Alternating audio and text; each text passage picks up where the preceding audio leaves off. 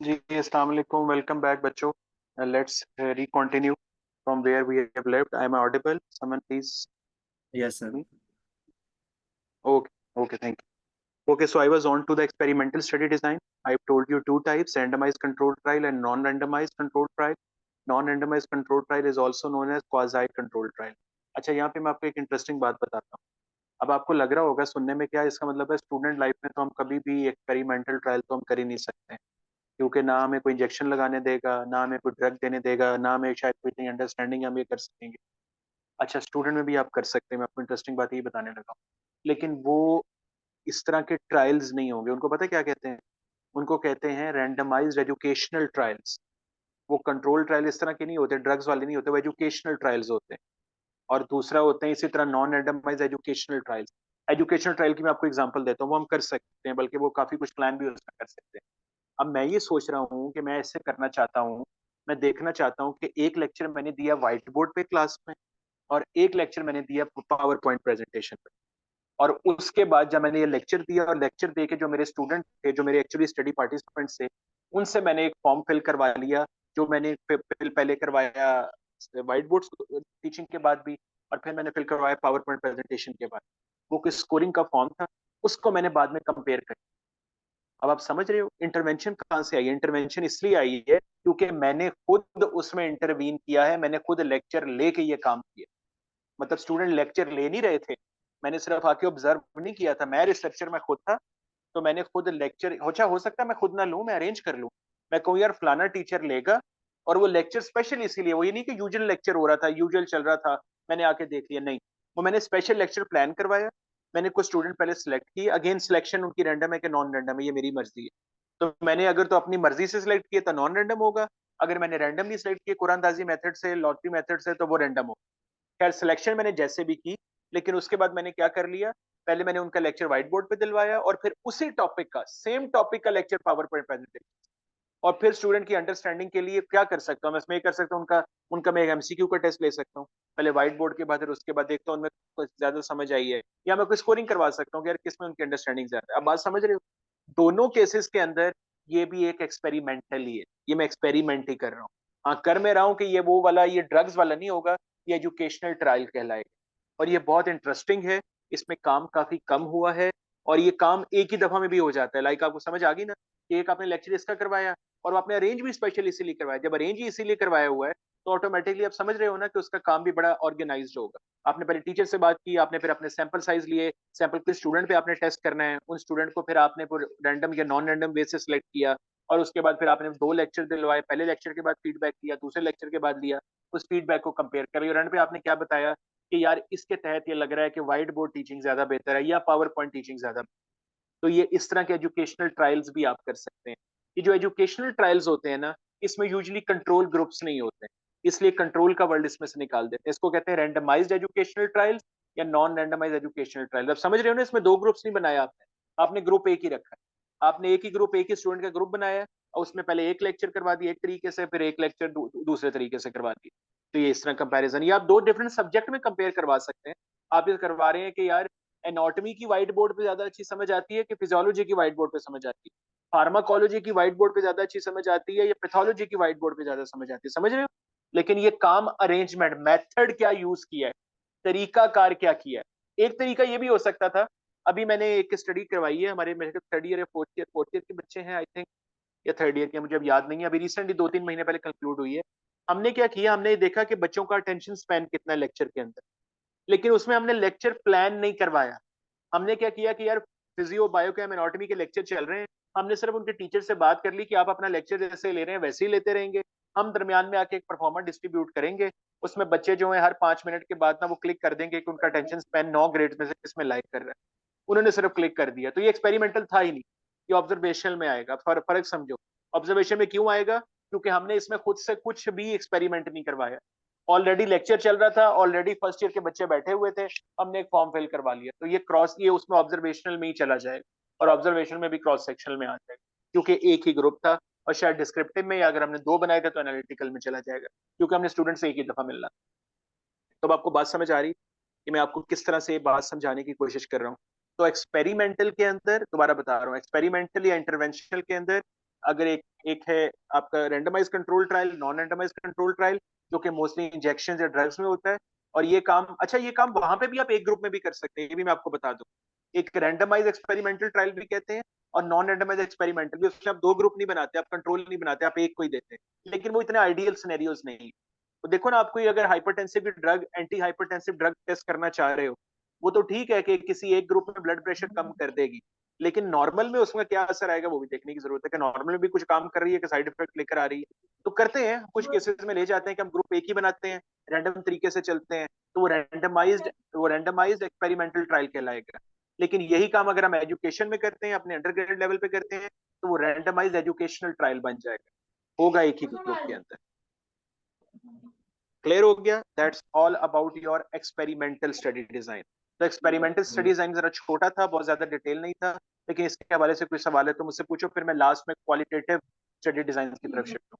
Quantitative is all about these. जी, sir जिस तरह इफ अभी एनीवन आपने, has any question. Yes sir, जिस तरह अभी बात की हमने कि डाटा कलेक्ट करने का मेथड वो क्या होगा, फॉर एग्जांपल अटेंशन स्पैन या अटेंशन ऑफ स्टूडेंट्स, फिजियोलॉजी की कंपेयर करें अगर एनाटॉमी से, तो अगर हम सर्वे के जरिए डाटा कलेक्ट कर लें, लेकिन हम किसी को ना बताएं कि हमने इंटरवीन किया या नहीं, हम ये कह दें कि हमने इंटरवीन किया और इंटरवीन करके हमने ये डाटा कलेक्ट किया, तो फिर किसी को क्या पता लगेगा? तो इस तरह तो फिर हम कोई भी डाटा कलेक्ट कर लें, अपनी मर्जी से हम उसे ये स्टडी डिजाइन दे सकते हैं कि वेदर ये ऑब्जर्वेशनल है या ये एक्सपेरिमेंटल है। हाँ, तो ये आपकी मर्जी है ना, इसमें तो कोई शक ही नहीं है समी, ये तो आपकी मर्जी है। ये तो रिसर्चर की मर्जी है कि उसने किस तरीके से लेना है। वो तो देखो, एक तो बड़ी ये मेरे ख्याल में आप मॉरल वैल्यूज की बात कर रहे हो, कि किसी को कैसे पता चलेगा कि हमने क्या किया, वो तो आपसे एब्सोल्युटली किसी भी रिसर्च में नहीं पता चलेगा।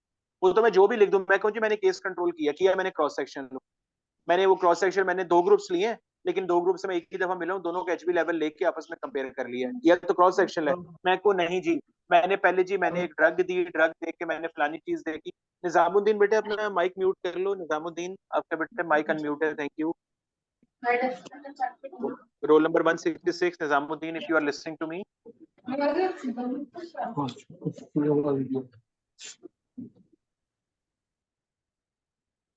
जस्ट 1 मिनट बेटे, मैं आई थिंक हो गया म्यूट।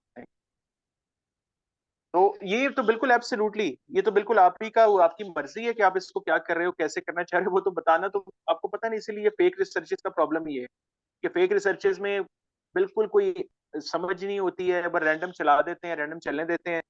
आपको पता है स्टडी डिजाइन की अंडरस्टैंडिंग अगर सही ना हो ना, तो खाली स्टडी डिजाइन के सवाल पे ही सिनॉप्सिस प्रेजेंटेशन में पकड़ लेते हैं। वो कहते हैं यार आप टाइटल में कुछ बता रहे हो, लेकिन आपका स्टडी डिजाइन तो कह रहा है आपने किसी और तरीके से चलना है। तो ये तो चीजें मिसमैच हो रही हैं, क्योंकि टाइटल में आप एड्रेस कर रहे होते हैं ना कि आप क्या कर रहे हो। टाइटल में आप लिख रहे हो कंपैरिजन, कंपेयरिंग दी, तो इसका मतलब आप टाइटल में बता रहे हो दो ग्रुप्स हैं। तो अब वो जिनको स्टडी डिजाइन का कॉन्सेप्ट क्लियर होता है उसका पता है अच्छा दो ग्रुप्स हैं, तो अगर तो ये ऑब्जर्वेशनल में जा रहा है दो ग्रुप्स के साथ, तो ये एनालिटिकल क्रॉस सेक्शनल होगी। अगर अच्छा अगर दो ग्रुप्स के साथ लॉन्गिट्यूडनल के अंदर जा रहा है, तो वहां पे ये केस कंट्रोल भी हो सकती है, कोहॉर्ट भी हो सकती है, रिट्रोस्पेक्टिव और प्रोस्पेक्टिव नहीं होगी। समझ रहे हो? अगेन दो ग्रुप्स में करना चाह रहा है, अच्छा कहीं एक्सपेरिमेंटल ट्रायल तो नहीं कर रहा है, ये कहीं उस तरफ तो नहीं जा रहा है, रैंडमाइज नॉन रैंडमाइज, ये सारे पोल्स ओपन हो जाएंगे एकदम दो ग्रुप्स के साथ। लेकिन आपने टाइटल में बता दिया आप एक ग्रुप के साथ जा रहे हो, तो वो ऑटोमेटिकली हो जाए कि अब एक ग्रुप वाला स्टडी डिजाइन आने वाला। तो yes you are right in that sense, हम बोल तो कुछ भी सकते हैं कि हमने किसी भी तरीके से लिया, लेकिन हमें सही बात करनी है। Okay sir, thank you very much. Thank you, Ji. Any other question in experimental study design? I will love to answer it. I hope, यार, I hope and I wish कि you people are making notes. It's very important. क्योंकि ये बड़े कीमती notes हैं, और मैं आपको बता दूं प्लीज इसका कॉन्सेप्ट बना के इसकी पिक्चर, इसका वट एवर जहाँ मर्जी सेव कर लेना नोट्स की।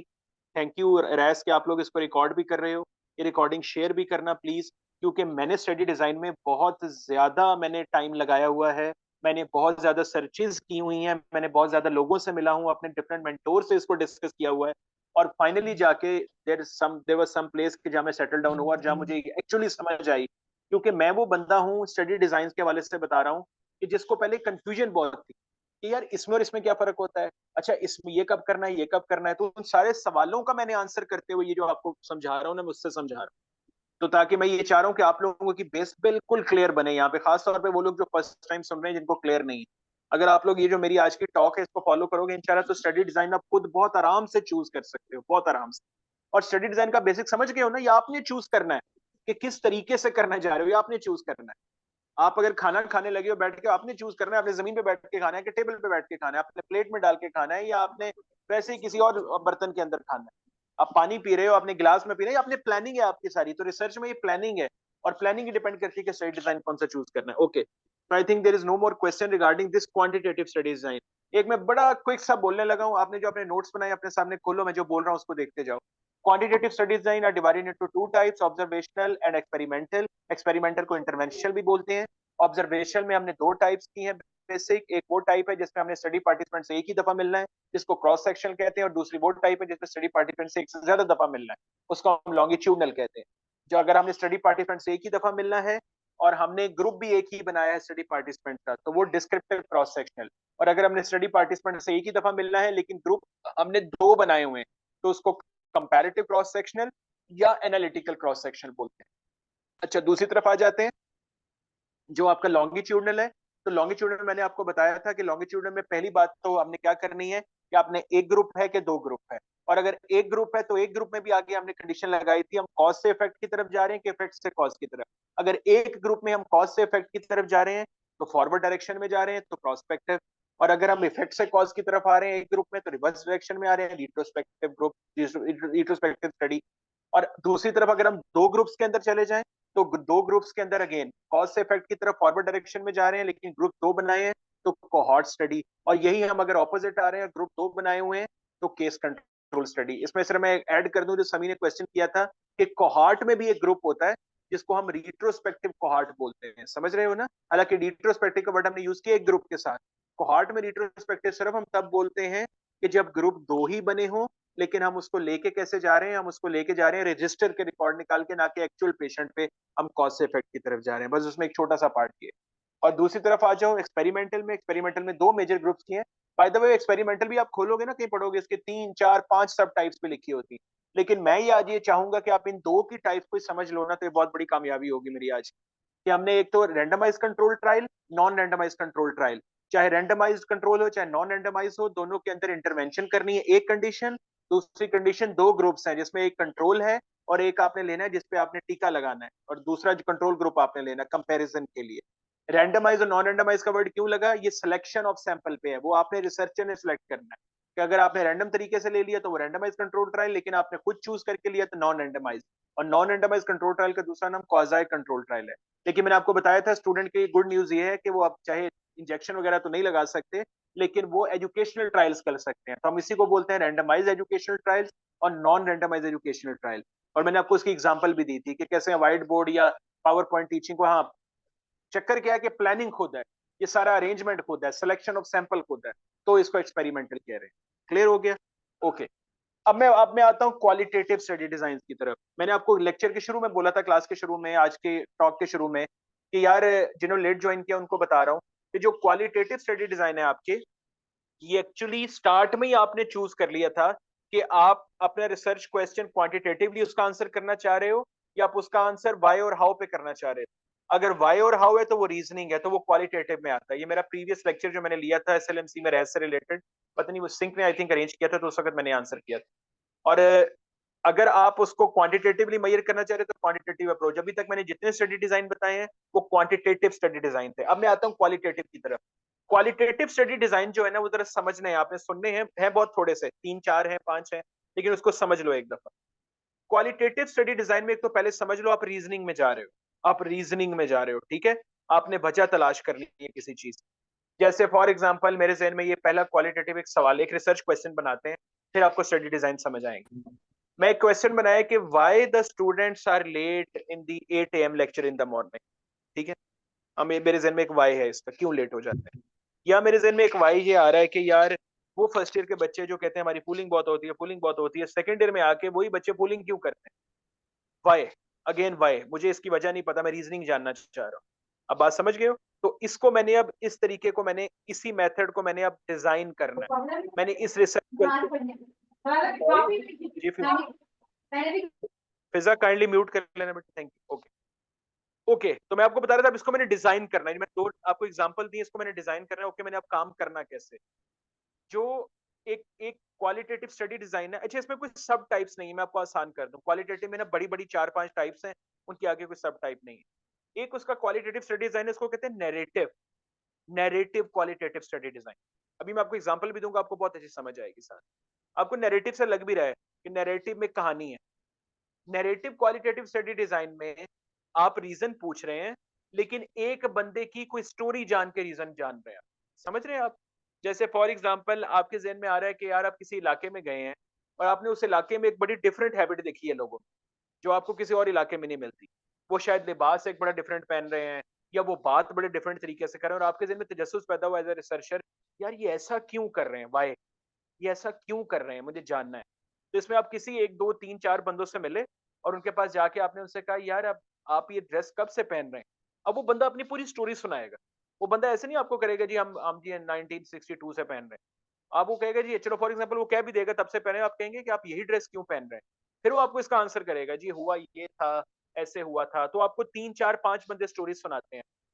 तो ये जो इस तरह का आप अप्रोच लेते हो ये जानने के लिए अपने क्यों का आंसर, तो इसको कहते हैं नैरेटिव क्वालिटेटिव स्टडी डिजाइन। समझ रहे हो ना? एग्जांपल से आपको समझ आ रहा हो। ये बड़ा कम करते हैं वैसे नैरेटिव क्वालिटेटिव, जो हम अपने student as a student researches करते हैं ना, उसमें नैरेटिव बहुत कम हम यूज करते हैं बाय द वे। ओके दूसरा जो स्टडी डिजाइन हम जो यूज करते हैं क्वालिटेटिव में, एक और अप्रोच है, उसको कहते हैं फेनोमिना का वर्ड है ना, फेनोमिना, फेनोमिनोलॉजिकल। ठीक है, फेनोमिनोलॉजिकल, कि आप एक फेनोमिनन के तहत आप फेनोमिना जानना चाह रहे हैं। ये स्टडी डिजाइन सबसे कॉमन यूज होता है क्वालिटेटिव रिसर्च में, स्टूडेंट लेवल पे बता रहा हूँ। इसमें तरीका क्या होता है फेनोमेना जानने का? इसमें आप ऐसे नहीं स्टोरी नहीं सुनते किसी की। आप इसमें क्या करते हैं, आप ग्रुप्स बना देते हैं लोगों के। आपने क्या किया, आपने 5 लोगों को इकट्ठा बिठा लिया। आपने 5 लोगों को इकट्ठा बिठा के 5 लोगों को इकट्ठा बिठा के आपने क्या करने की कोशिश की? आपने कहा यार ओके, अब मैं इनसे ना एक एक इनसे इंटरव्यू कंडक्ट करता हूँ। अब इनसे कुछ डिस्कस करता हूँ। अब मैं इन आप सवाल पहले बना के लेकर आते हो, अपने अपने रिसर्च क्वेश्चन से रिलेटेड कुछ 6-7 सवाल आपने बनाए होते हैं, और आप उनको इकट्ठे बिठा के आप फेनोमेना जानना चाह रहे हो। आप पूरी उसकी ना फेनोमेना जानना चाह रहे हो, तो इसको फोकस ग्रुप डिस्कशन कहते हैं इस मेथड को। ये आप जिस तरीके से जानते हैं इसको कहते हैं फेनोमेना, जो मोस्ट कॉमन स्टूडेंट में यूज होता है। जैसे मैंने आपको एग्जांपल दी, स्टूडेंट 8 बजे सुबह लेक्चर में क्यों नहीं पहुंच रहे, हालांकि हॉस्टल में मौजूद भी होते हैं। और दूसरा क्वेश्चन मैंने आपको रिसर्च क्वेश्चन आपको दिया था, क्यों सेकंड ईयर के स्टूडेंट पुलिंग करते हैं हालांकि फर्स्ट ईयर में सारे बुरा मना रहे होते हैं। अब इसको जानने के लिए जो अप्रोच यूज होगी वो ये वाली होगी, तो उसमें मुझे फेनोमेना जानना है, तो फेनोमेनोलॉजिकल स्टडी डिजाइन यूज होगा। मैं ऐसे बच्चों को बिठाऊंगा, बच्चों को बिठा के उनसे डिफरेंट डिस्कशंस करूंगा, ओपन डिस्कशंस होंगी, फिर उनको मैं एज यूज करूंगा टू। मैं अभी इसमें नहीं जा रहा कि हम उस डिस्कशन को एनालिसिस कैसे करते हैं, वो एक अलग टॉपिक है। मैं सिर्फ स्टडी डिजाइन का मतलब समझा रहा हूँ। तो मैंने 2 स्टडी डिजाइन क्वालिटेटिव आपको बता दिए, एक मैंने आपको बताया नैरेटिव, और दूसरा मैंने आपको बताया फेनोमेनोलॉजिकल। अच्छा, जो तीसरा स्टडी डिजाइन है उसको कहते हैं एथनोग्राफिक। एथनोग्राफिक एथनोग्राफिक में पता क्या होता है? एथनोग्राफिक बड़ा इंटरेस्टिंग है। एक तो एथनोग्राफिक ना ह्यूमंस में नहीं होता, ये ह्यूमंस की क्वालिटी में नहीं होता, ये एनिमल्स में करते हैं। जैसे आपने सुना होगा कि वो चिंपैंजीज की बिहेवियर स्टडी किए जा रहे हैं, तो वो कैसे स्टडी किए होंगे? किसी रिसर्चर ने सोचा तो सही, क्या किया होगा उन्होंने? कि एक बड़ी फीमेल है, बड़ी फेमस, वो वाइल्ड लाइफ के साथ बड़ा गहरा लगाव रखती है, उनका नाम भूल गया, ए से शुरू होता है। तो उनको मैंने नेशनल ज्योग्राफिक में भी कई दफा देखा हुआ है। उन्होंने बड़े बिहेवियर स्टडी किए एनिमल्स के। उन्होंने कैसे स्टडी किए होंगे? उन्होंने फिर यही होता है ना बिहेवियर में, आप करते हो ये एनिमल ऐसा क्यों कर रहा है, ये इस मौके पे ऐसा क्यों कर रहा है, इस एनिमल का ऐसा बिहेवियर क्यों है। तो इसमें ये जो तरीका होता है इसको निकालते हैं एथनोग्राफिक। एथनोग्राफिक में पता है क्या करता है रिसर्च पार्टिसिपेंट? खुद जाके अपने जो स्टडी पार्टिसिपेंट्स होते हैं ना, रिसर्चर खुद जाके अपने स्टडी पार्टिसिपेंट के साथ रहना शुरू कर देते हैं। तो उनके साथ रहता है, उनको सिर्फ ऑब्जर्व कर रहा होता है, उनको सिर्फ देख रहा होता है। जरा एनिमल से आप इंटरव्यू तो नहीं कर सकते ना, एनिमल से आप फोकस ग्रुप तो नहीं कर सकते, एनिमल से स्टोरी तो नहीं सुन सकते। तो एनिमल में क्या करोगे? ऑब्जर्व करोगे, लेकिन उनके दरमियान बैठ के डेली कोई टाइम फिक्स कर लेते हो, 9 से 3 बजे, 9 से 5 बजे, 2 बजे जाते हैं, आप उनमें रहते हैं। हाँ जाहिर है अपनी प्रोटेक्शन करनी होती है, एनिमल आपको नुकसान भी ना पहुंचाए, जरूरी है। लेकिन आप जरा एनिमल भी ऐसी चूज करते हो ना जो आपको नुकसान ना पहुंचाए, फिर आप उनमें रह के। और ये काफी लंबा होता है एथनोग्राफिक, ये 1-2 दिन में बिहेवियर स्टडी नहीं हो जाते, कई साल लगते हैं, 10 साल 15 साल लगते हैं, फिर उसको समझ आती है ओके एनिमल इसमें कैसे करता है, क्यों करता है। इसको एथनोग्राफिक कहते हैं। 3 स्टडी डिजाइन में डिस्कस कर लिए, नैरेटिव, फेनोमेनोलॉजिकल जो कि स्टूडेंट मोस्ट कॉमनली करते हैं, और तीसरा हमने एथनोग्राफिक जो कि ह्यूमंस में नहीं होता। जो चौथा है उसको कहते हैं grounded theory approach. Grounded theory approach, ये चौथा स्टडी डिजाइन। ये स्टडी डिजाइन में जो रिसर्चर है ना, वो एक स्टेप आगे जाता है। मतलब वो क्या करता है कि उसने अपने स्टडी पार्टिसिपेंट से फोकस ग्रुप डिस्कशन करवाया या इंटरव्यू करवा लिया, लेकिन अब उसका फेनोमेना नहीं जाना सिर्फ, बल्कि एक स्टेप आगे गया कि जो फेनोमेना जाना, उसकी उसने एक थ्योरी भी बनाई है। इसको कहते हैं grounded theory qualitative research study design. मतलब आप समझ रहे हो, ये फेनोमेनोलॉजिकल से एक स्टेप आगे गया है। किया फेनोमेनोलॉजिकल वाला काम ही है, लेकिन इसमें जब उसने अपना इन्फ्रेंस निकाला है ना, तो उसमें अपने उसने एक थ्योरी भी बनाई है। फेनोमेनोलॉजिकल में थ्योरी नहीं बनाता। फेनोमेनोलॉजिकल में सिर्फ ये बताता है ओके जी इनकी ये वजह लग रही है, इस वजह से उन्होंने किया है। लेकिन जो ग्राउंडेड थ्योरी स्टडी डिजाइन है ना, इसमें मस्ट होता है रिसर्चर के लिए कि उसने जो भी काम किया है एंड पे उसने थ्योरी पेश करनी। और थ्योरी पेश करना ये टफ काम होता है, इसलिए ये टफ स्टडी डिजाइन है। जो ग्राउंडेड थ्योरी अप्रोच लेते हैं ना स्टडी डिजाइन, ये मोस्टली पीएचडी स्टूडेंट होते हैं, जो किसी क्वालिटेटिव रिसर्च को पीएचडी लेवल पे कर रहे होते हैं। क्योंकि पीएचडी लेवल पे फिर हल्की फुल्की रिसर्च नहीं ना चलती, बड़ी हैवी रिसर्च होती है। तो उसमें वो ये अगर उन्होंने क्वालिटेटिव करनी है, तो उसमें वो ये करने की कोशिश करते हैं कि यार हमने ग्राउंडेड थ्योरी अप्रोच लेनी, कि हमने कोई थ्योरी भी एंड पे देनी है कि जिसमें अगलों को लगे कि यार इसने इतना काम किया है और एक थ्योरी पेश कर दी। आपको पता है थ्योरी पेश करना बहुत बड़ी बात है, कि आप एक कंक्लूसिव अपना बता रहे हो कि भाई मेरे ख्याल में तो ना ये सारा काम करने के बाद ये लग रहा है कि भाई ये इस वजह से, आपने पूरी बात कर दी। इसको कहते हैं ग्राउंडेड थ्योरी अप्रोच। और जो पांचवी last but not the least होती है, उसको केस सीरीज बोलते हैं। केस सीरीज बोलते हैं, तो उसमें केस सीरीज में सिंपल यही होता है कि आपने जो भी कोई पेशेंट है किसी डिजीज के साथ आया है, तो आप उसको स्टडी करते हो पीछे तक जाके, एक ही केस पकड़ लेते हो।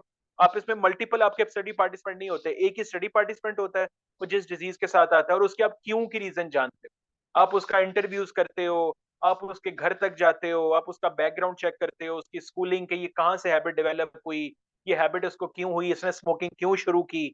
आप समझ रहे हो ना। जब क्वांटिटेटिव में थे तो हम सिर्फ देख रहे थे स्मोकर है कि नहीं है, लंग कैंसर है कि नहीं है। यहाँ पे हम आगे जा रहे हैं, हम क्यों, वाई और हाउ के रीजन जान रहे हैं। बेटे स्टडी डिजाइन समझने के लिए आपका रिसर्च क्वेश्चन सही डिजाइन होना बहुत जरूरी है, जो मैंने स्टार्ट में भी बताया। अगर आप रिसर्च क्वेश्चन में हाउ और वाई का मतलब जान रहे हैं, तो आप क्वांटिटेटिव स्टडी डिजाइन में नहीं जा सकते, आपको क्वालिटेटिव में जाना पड़ेगा। लेकिन आप अपने रिसर्च क्वेश्चन के अंदर कोई क्वांटिटी जानना चाह रहे हैं, तो अब आप क्वालिटेटिव में नहीं जा सकते, आपको क्वांटिटेटिव में जाना पड़ेगा। समझ आ गई है। तो अब मैं फाइनली क्वालिटेटिव स्टडी डिजाइन को क्विकली 1 मिनट में रिव्यू कर देता हूँ। मैंने आपको बताया पहला नैरेटिव होता है, जिसमें आप 2 या 3 बंदों से ज्यादा आपका स्टडी पार्टिसिपेंट नहीं होते, लेकिन आप उनसे लंबी लंबी उनकी स्टोरी सुनते हैं और फिर अपना इन्फ्लुएंस करते हैं। दूसरा फेनोमेलॉजिकल होता है, जिसमें आप ग्रुप बना लेते हैं, ग्रुप बना के स्टूडेंट के आप उनको क्वेश्चन देते हैं, ओपन एंडेड सवाल, उनकी वो आंसर रिकॉर्ड करते हैं और फिर आप अपना एनालिसिस करते हैं। और तीसरा मैंने आपको बताया एथनोग्राफिक, जो कि ह्यूमंस में नहीं होती, मोस्टली एनिमल्स में होती है। आप उनके बिहेवियर की वजह जानना चाह रहे होते हैं, आपको उनके दरमियान जाके रहना पड़ता है। तो इस तरह के जो रिजल्ट आएंगे तो स्टडी रिसर्च अप्रोच को कहेंगे, इसको स्टडी डिजाइन बनेगा एथनोग्राफिक। और फिर मैंने आपको बताया कि ग्राउंडेड थ्योरी अप्रोच ये बड़ी कॉम्प्लेक्स होती है, क्योंकि इसमें जो स्टडी पार्टिसिपेंट है फेनोमेलॉजिकल काम भी करता है, और एंड पे जाके उसने एक थ्योरी भी निकालनी होती है, उससे रिलेटेड कोई थ्योरी बना के देनी होती है।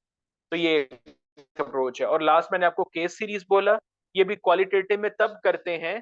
एक एक अभी पहले केस स्टडी का वर्ड यूज हुआ था, जो समी ने एक क्वेश्चन किया था, वो क्वांटिटेटिव में था कि आपने केस स्टडी की है, जो मोस्ट स्टूडेंट लेवल पे नहीं होती है।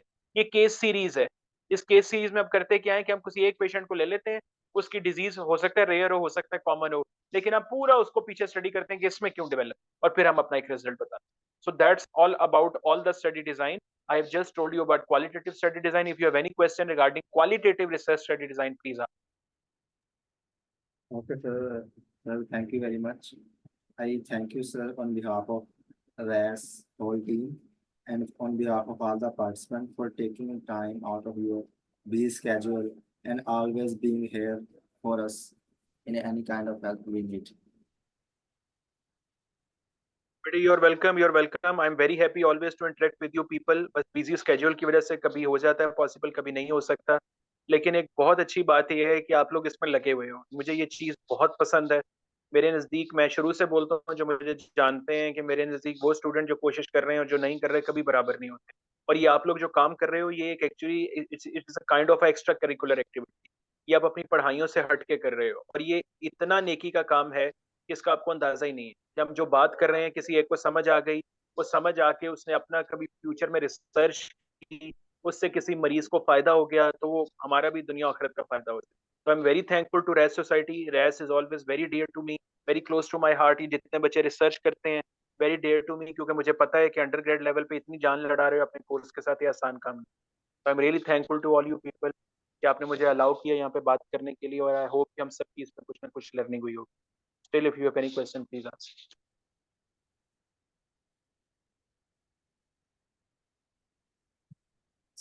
और प्लीज कोई नोट्स बनाए हैं तो वो अपने व्हाट्सएप ग्रुप में नोट्स जरूर शेयर करना। I will love to see them, ताकि मुझे अंदाजा हो जाए कि आप लोगों ने उसको कितना grasp.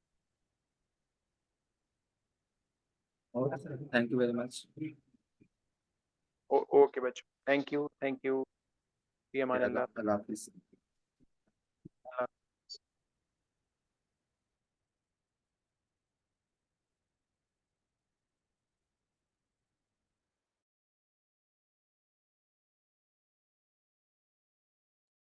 Sir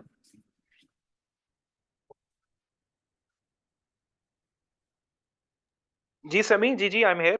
sir I had a question कि फॉर एग्जांपल अभी हमने बात की कि why students are late despite being in hostel. Sir अगर हम यही कर रहे हैं कि reasons for lateness of students, अगर हम इस पे एक सर्वे कर लें हाँ, तो सर वो फिर वो ऑब्जर्वेशनल ये हो सेम। जाएगी प्रॉपर। नहीं। रीजन जब फाइंड आउट करते हो ना, रीजन, देखो मेरी बात सुनो। ये जो प्लानिंग करनी है ना इसकी, कि आपने इसको करना किस तरीके से, एक ही काम मल्टीपल तरीके से किया जा सकता है। डिपेंड करता है कि आप एंगल कौन सा पकड़ रहे हो। आप समझ रहे हो ना? यस। ये रीजंस में आप ये कर लो कि यार एक बना बनाया क्वेश्चनेयर है, और पहले किसी ने उसको क्वांटिटेटिवली क्वेश्चनेयर बच्चों से फिल करवाया हुआ है, और उसमें कोई 15 सवाल पूछे हुए, उसकी स्कोरिंग की हुई है, हाँ तो ये क्वांटिटेटिव होगा, इसमें कोई शक नहीं। लेकिन मैं चाह रहा हूं कि नहीं यार, मैंने रीजन ऐसे नहीं जाननी, मैं रीजन जानना चाह रहा हूं उनसे बात करके, उनसे इंटरव्यू करके, उनसे इन डेप्थ एनालिसिस लेके। तो ये मेरी क्वालिटेटिव अप्रोच बन जाएगी। मुझे याद है मैंने एक वर्कशॉप अटेंड की थी, तो उसमें उन्होंने, वो तो खैर लाइव हो रही थी, वो इस ऑनलाइन नहीं थी, तो उसमें वो काम हो सकता जो यहाँ पॉसिबल नहीं है। उन्होंने किया ये था कि उन्होंने एक रिसर्च क्वेश्चन बनाया था, और उन्होंने सिर्फ ये कहा था कि इस रिसर्च क्वेश्चन को आप पहले क्वालिटेटिव अप्रोच से लिखें, फिर क्वांटिटेटिव अप्रोच से लिखें, और फिर इसको ऐसे लिखें, आपने ऐसे लिखना है कि आप कौन से स्टडी डिजाइन से इसको करना चाह रहे हैं, वो आपके टाइटल में वाजे होना चाहिए। तो उस एक्सरसाइज ने बड़ी इंप्रूवमेंट करवाई थी, हमें समझ आया था कि अच्छा, कि एक ही काम को डिफरेंट एंगल से कैसे किया जा सकता है। तो यू आर राइट, हम रीजन किसी प्री फिल्ड क्वेश्चन या सर्वे से भी करवा सकते हैं, लेकिन अगर दूसरी तरफ मैं चाह रहा हूँ नहीं यार, इससे सही बात नहीं निकलेगी। सर्वे में एक प्रॉब्लम पता क्या होती है? सर्वे में प्रॉब्लम ये होती है कि क्वेश्चन बने बनाए होते हैं, उसको अपनी बात करने का ना, स्टूडेंट को या पार्टिसिपेंट को अपनी बात करने का मौका नहीं मिलता। जैसे आपने लिखा होता है कि are you interested in lectures, for example आपने लेट आने में लिखा है, अब उसके पास ऑप्शन है कि उसने एग्री डिसएग्री करना, आपने वो एक्चुअली, और चलो आपने 5 सवाल पूछ लिए। आपको पता है जितनी क्वालिटेटिव रिसर्चेज हैं, उस सब के अंदर जो क्वेश्चन होते हैं वो ओपन एंडेड होते हैं, कभी क्लोज एंडेड नहीं होते। बल्कि ये पूरा डिस्करेज किया जाता है कि जब आप क्वालिटेटिव स्टडी में सवाल पूछें, कभी भी क्लोज एंडेड ऐसा सवाल नहीं होना चाहिए कि जिसमें स्टूडेंट यस या नो करके करते, बल्कि उसका होना चाहिए कि हाँ जी, आपकी अंडरस्टैंडिंग क्या है लेक्चर में टाइमिंग के बारे में।